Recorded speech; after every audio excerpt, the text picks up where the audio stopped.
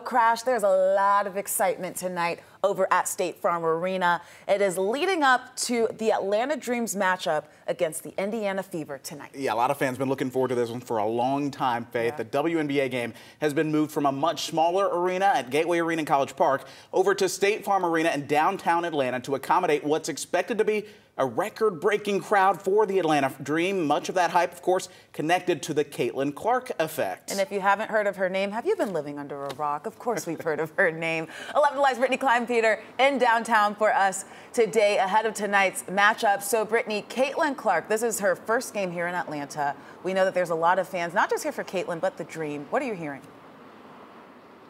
Yeah, so they tell me moving the game to State Farm Arena is incredibly significant because it shows that the fan base surrounding women's basketball is completely evolving and further transforming for women's athletics.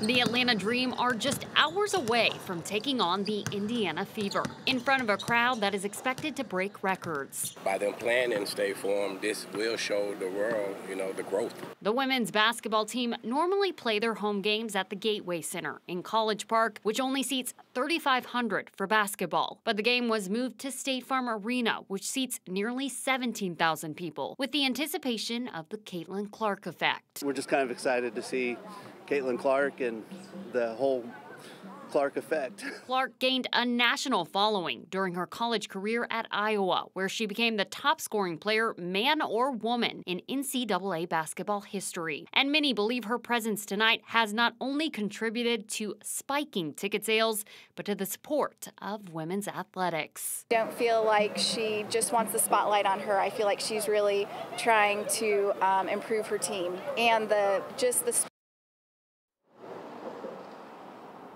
At last check this afternoon, officials said there were still standing room only tickets available. You can find those on the Dream website for $25, but those are only going to last for so long. So if you want to head out here, go ahead and get online, get those tickets, and get ready for an exciting night. Guys?